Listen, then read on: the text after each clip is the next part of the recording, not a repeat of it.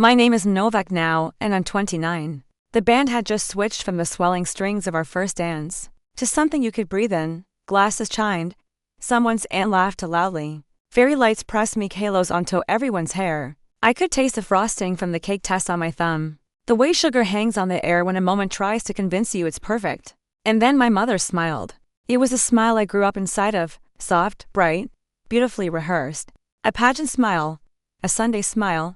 The kind that tells the room that everything is okay, even when the furniture is already on fire in the next room. She leaned in close enough for her perfume to erase the last of the cake. We're passing the car. Your boyfriend's parents gifted you to your sister. It was a sentence delivered like a favor. Like she had reorganized the pantry and found a home for something I obviously wasn't using correctly. Next to her, my sister Danielle tilted her head. The sequins on her dress winked like private jokes. Relax, she said, light and polished, it's just a car. I didn't look at Danielle. I looked at my mother's teeth set in that perfect line, on cue. My father drifted closer as if formality required a witness. Behind them, my husband, Evan, caught my eye, his brows lifting just a hair. He didn't move. He didn't have to. We had already decided who we were. There's a particular silence that arrives at weddings, not the kind made by empty rooms, but the kind that folds itself over music, presses on laughter, freezes smiles mid-crinkle. That silence arrived now and smoothed everything flat. Danielle's voice cut it. It's honestly safer for me, she added. My old car is tragic. She laughed at her own line. Of course she did. Evan's mother and father had given us the car at the rehearsal dinner. Clean, used, reliable. Not flashy, they'd handed me the title with both hands like a blessing. You build this together. His father said, here's something that helps you move forward. The title wasn't my name. A welcome into their family that felt like trust, not ownership. Maybe that was a problem. I learned to recognize problems before they had names. When we were kids, Danielle got the bigger room. I got the explanation. She's younger, sweetie. She needs more space. When she spilled nail polish remover on my homework table and it chewed the varnish raw, Mom said, you should have kept your school stuff in your room. Danielle borrowed my sweaters and returned them pilled. I got a lecture about sharing gracefully. She wrecked her first car. The weather was blamed. I worked 3 warehouse Christmases to buy my first one. The lesson was that I was dependable. The pattern was tidy. Danielle asked sweetly, smiled gently, and when that didn't work, my parents reached for their toolkit, excuses, explanations, a chorus of she's sensitive. And you're the resilient one. I was the older sister, the cross-trained adult who could wait, could give in, could hand things over without making a scene. I used to wear resilient like an honor. By 29, it felt more like a bell rope other people tugged when they wanted something. Evan's hand brushed my elbow, just a tap, a question. I answered without looking at him.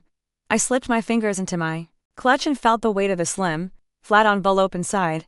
Paper shouldn't feel heavy, this did. My mother's smile brightened by a watt. We told her earlier, she said, chirping the words like we were revealing a surprise vacation. She's had such bad luck with cars and we thought, well, this would be more useful with her. You two can manage with one for now, she said. Manage like a ribbon she was tying for me. I took a breath that tasted like glass. You're giving away your wedding gift, I said. Not loud, not accusing. A sentence that wanted only to be acknowledged. Mom's smile barely trembled. Don't make this a thing, Nova. It's just a car, your envelope was empty. I heard myself say, we took it as a symbolic gift. I didn't plan the line. I think the line planned me. Across from me, Danielle's lips parted, delighted outrage coloring her cheeks. Wow, she said, half laughing, like she was above it and beneath it at once. You really think you're tough now? Somewhere near the cake, a phone camera lifted as if moved by prayer. I leaned toward Evan and whispered, give me the envelope. He didn't ask which one. He didn't ask if I was sure. He slid the envelope out of my clutch with practiced ease and placed it in my palm to palm like a vow. My father reached for it before my mother could, curiosity scissoring his brow. Danielle leaned in, eyes hungry. They opened it like it might be a check big enough to bend light.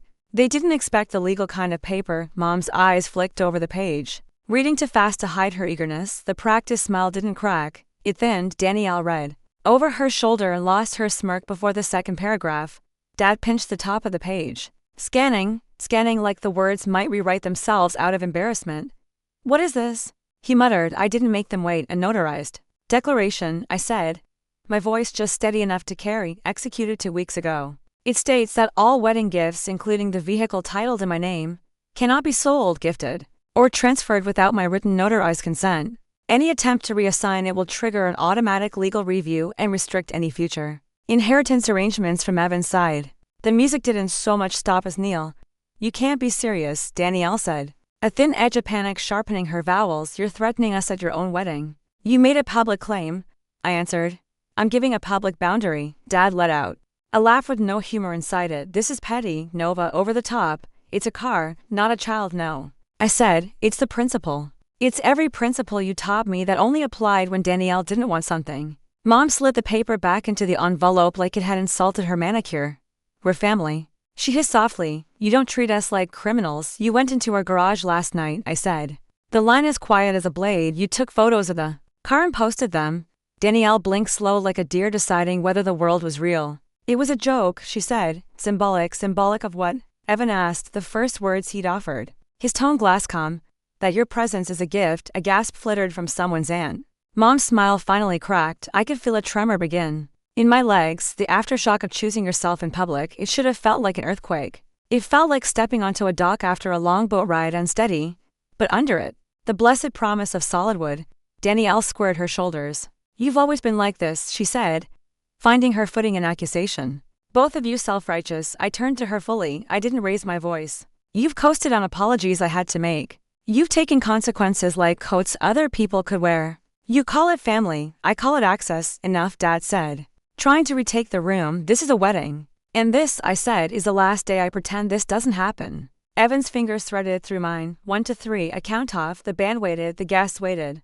The old script waited for me to obey it. I didn't. I took out a second envelope and held it between 2 fingers. Danielle's name was printed on the front. She stared like it burned. Mom went to snatch it, but I pulled it back half an inch. A boundary made visible. This one is real. Not symbolic, I said gently. Consider it documentation. Behind us, the cake stood. Somewhere far away, a cork popped in decently cheerful dance. Evan said to the band softly like a dare. The drummer lifted his sticks. The singer looked at me as if I were the conductor. I nodded once.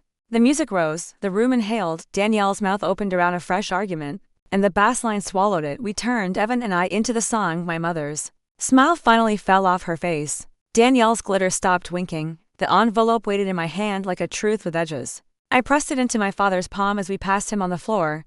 Help isn't theft, I said. And love isn't access. We danced, not for show, for reclamation. At the edge of my vision, I saw my mother staring, working on a new smile that would fit what the room had become. I hoped for once it wouldn't come. The music was still playing when the whispers started. I could feel them ripple through the tables like the slow roll of a tide. Cousins muttering. An aunt pretending to fix her napkin while her phone camera shook. One of my mother's friends mouthing drama behind her champagne flute. That's the thing about families like mine. They love an audience almost as much as they hate accountability. My mother stood frozen beside the cake table, her face painted in politeness, but her eyes narrow and shaking. Danielle kept trying to laugh it off, a brittle, high-pitched sound that didn't belong to her usual charm. She still thought she could recover the scene. Seriously, Nova, she said, her voice cracking with disbelief. You can't be doing this over a car. Evan squeezed my hand, but I didn't look at him. This isn't about a car, I said quietly. It's about everything that was ever mine turning into hers. Danielle let out a scoff, her tone rising. Oh my God. Are we really going to rehash high school right now? You're married? Move on? High school was practice, I said. You took my room, my clothes, my peace. This was just your graduation project. The room trembled under the weight of awkward laughter. Someone turned the music down. It wasn't quiet anymore.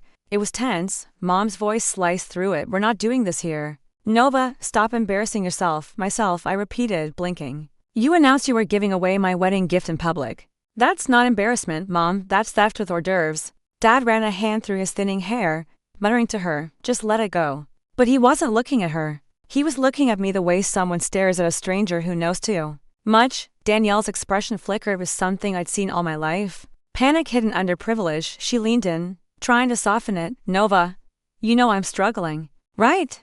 My old car is basically dead and your new one is just sitting there. There it was. The justification, the quiet entitlement dressed up as need. Evan finally spoke, voice even. We're not running a donation program, Danielle.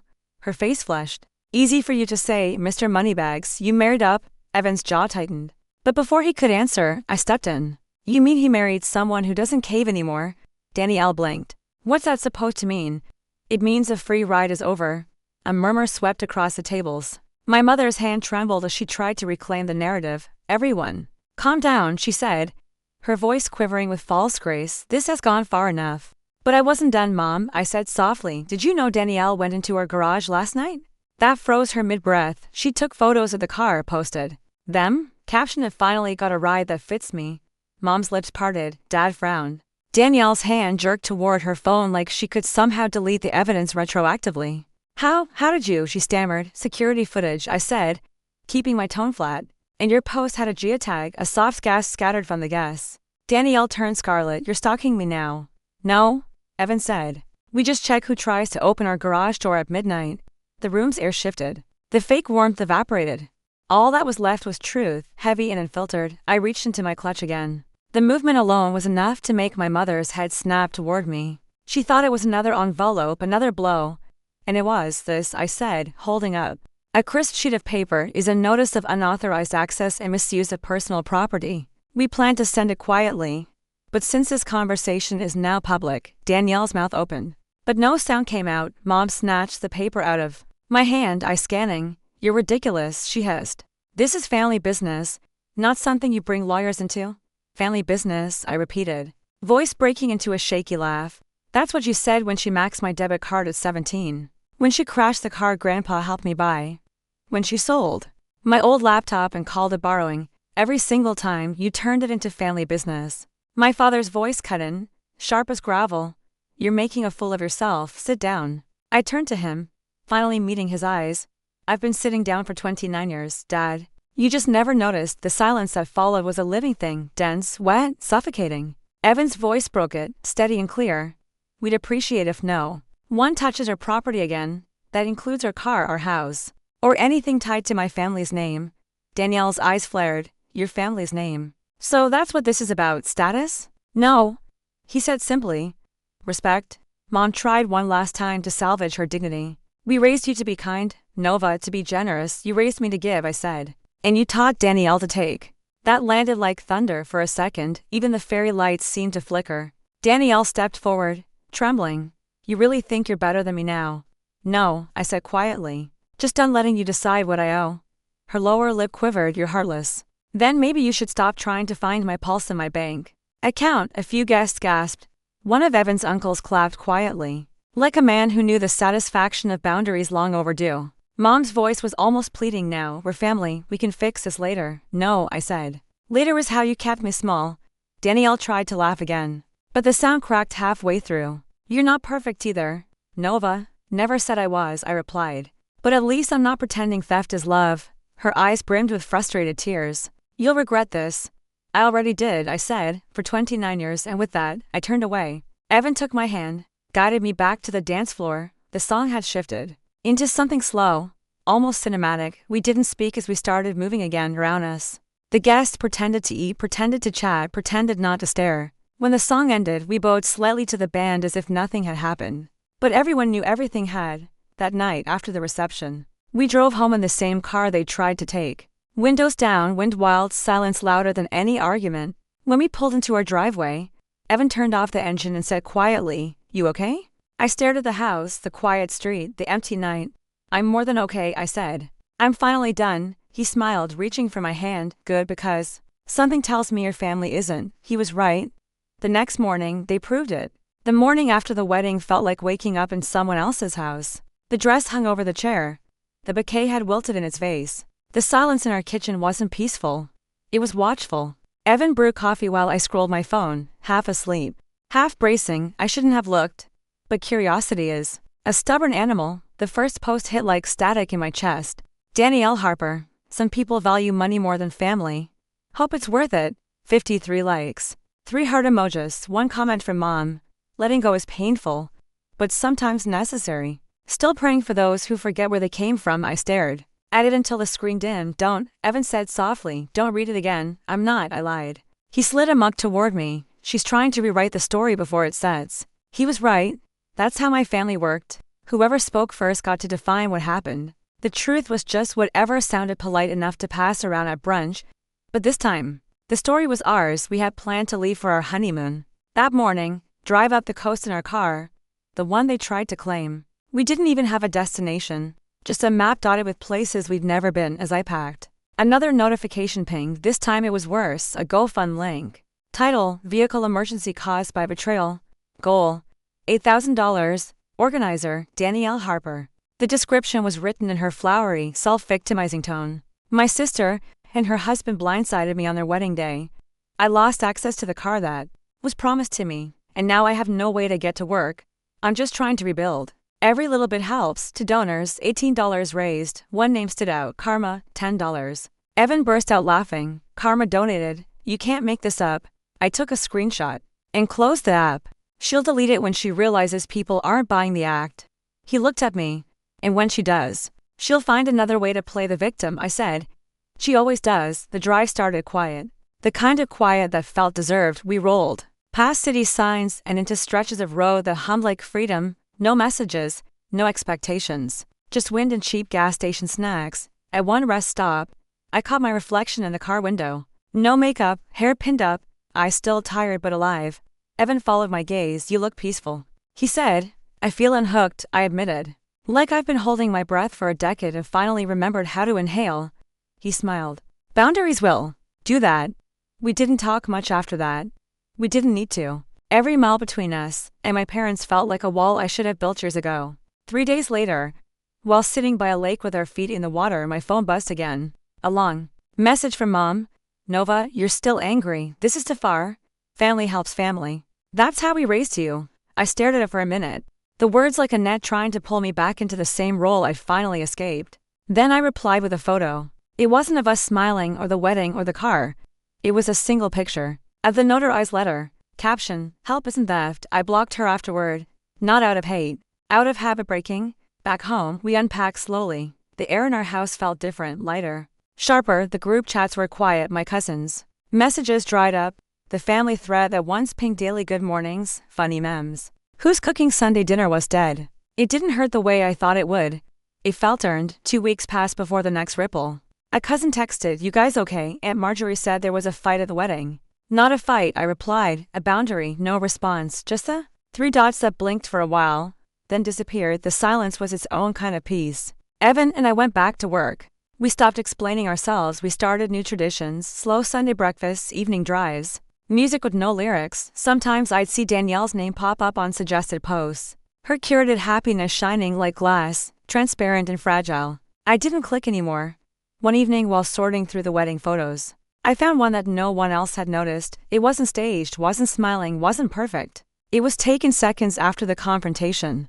Mom's hand midair, Danielle's mouth half open, my expression unreadable. Evan beside me. Calm and solid, a friend must have snapped it by accident. I printed it and tucked it into the back of a photo frame behind all the beautiful pictures. Because perfection is a lie, but truth, even when it hurts, is worth keeping. I realized that was my favorite photo of the entire night because it was real. The peace lasted about 3 weeks, then came the guilt, not theirs, mine. It started in small doses like a cough that wouldn't go away. Every quiet morning felt slightly haunted by that internal voice I'd been trained to obey. You're the problem if they're upset. That's what being the resilient one does. It rewires you to feel guilty for surviving. Evan noticed before I did. You've been staring at that same mug for 10 minutes, he said one morning. What's going on in your head? I shrugged. Just detoxing, I guess. He tilted his head. Detoxing. Yeah. I forced a smile, from obligation. He nodded slowly. Then let's keep going. That afternoon, we did something ceremonial, mundane to outsiders, life-changing to me. We changed the locks. The old keys clattered into the trash with a sound that felt final. New keypad, new code. No more emergency contacts listed under Mom or Dad for years. I left them away in literal and emotional, spare key under the flower pot, credit card autopay, family group passwords. I told myself it was love, really. It was fear. That day, I let go of all of it. 3 therapy sessions later, I said something out loud that surprised even me. I'm not grieving. I'm detoxing. My therapist smiled softly. Tell me more about that. I thought I missed them, I said. But I think I just missed being predictable. Their version of me was easy, the fixer, the forgiver, the one who never said no. Letting that version die feels selfish. But it's not, it's self-respect, she said. That word hit hard, respect, something I'd handed out like napkins. By the 4th session, I was ready to make it practical. I deleted the old family emergency contacts from my phone. Numbers that always rang for financial rescues, never birthdays. I replaced my mom's number with my therapist in my speed dial list. It wasn't revenge. It was logic. Then I walked over to the fridge, peeled off the family photos one by one. Most of them were fake smiles anyway. Post-peace, I left one, just one. The candid photo from the wedding, the one taken seconds after the truth detonated. Mom mid-frown, Danielle stunned, me holding the envelope, Evan steady beside me. It wasn't a happy photo, but it was real, and that's all I wanted now. People started testing the silence soon after. My aunt sent a "How's married life?" text that quickly morphed into "You know your mother's heartbroken, right?" A cousin messaged, "Don't you think it's time to forgive? She's your mom." But forgiveness isn't a switch you flip for public comfort. It's a boundary you reinforce for private peace. I didn't respond to most messages. When I did, I kept it simple. Forgiveness is owed, respect is. The reply stopped coming. One afternoon, Evan found me sitting on the porch, staring at the horizon. "Regretting it?" he asked. I shook my head. "No, just noticing the quiet." He sat beside me. "It's weird at first, huh?" "The silence." "It's not the silence," I said. "It's a absence of noise I thought was love." He didn't answer. He just held my hand until the sun went down. A week later, I got a missed call from my dad. No voicemail, just the ghost of his number blinking on my screen like a test. I didn't call back because calling back meant stepping onto the same stage they'd burned down. The next day, I found a letter slipped under our door. No return address. Inside was a printed photo from my childhood.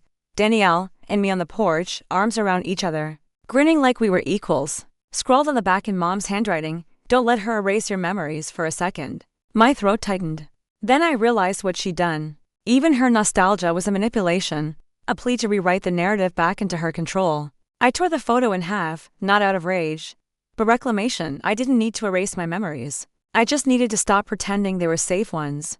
The next morning, I made breakfast, coffee, toast, sunlight. I unlocked the door without flinching, turned on music without bracing for someone to judge the volume. Freedom doesn't always come with fireworks. Sometimes it's just the quiet click of a new lock.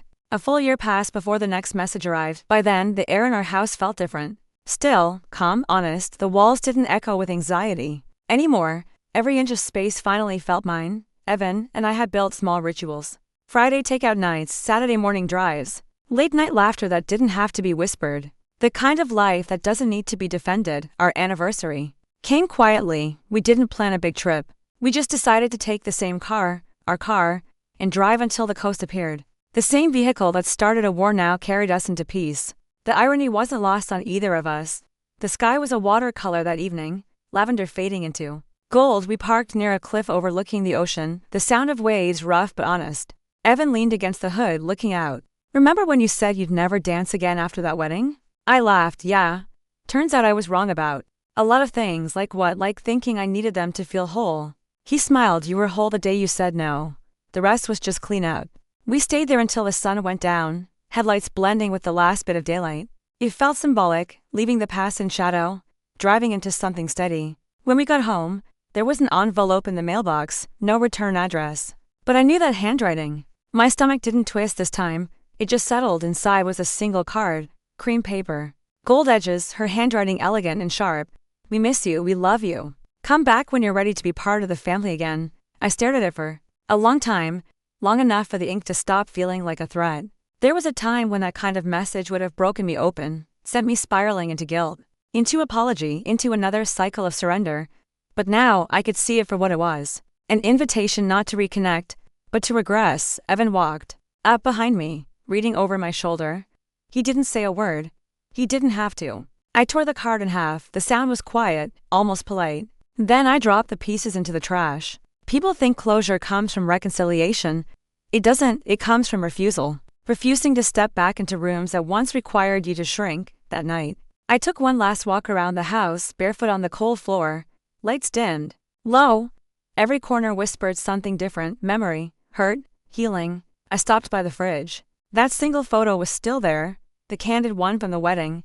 Mom mid-frown. Danielle in disbelief, me holding the envelope like a shield. Evan steady beside me. I smiled at it, not out of triumph, but gratitude. Because that was the moment everything finally made sense. Breaking cycles isn't dramatic, it's deliberate. It's the moment you stop needing an apology to feel free. For our second anniversary, we took another drive, same car, same coast, same wind tearing through our laughter, no audience, no judgment, no invisible debts. Evan rolled the windows down and asked, "You ever think you'll talk to them again?" I thought about it for a while. Then I said, "Maybe. But not like before.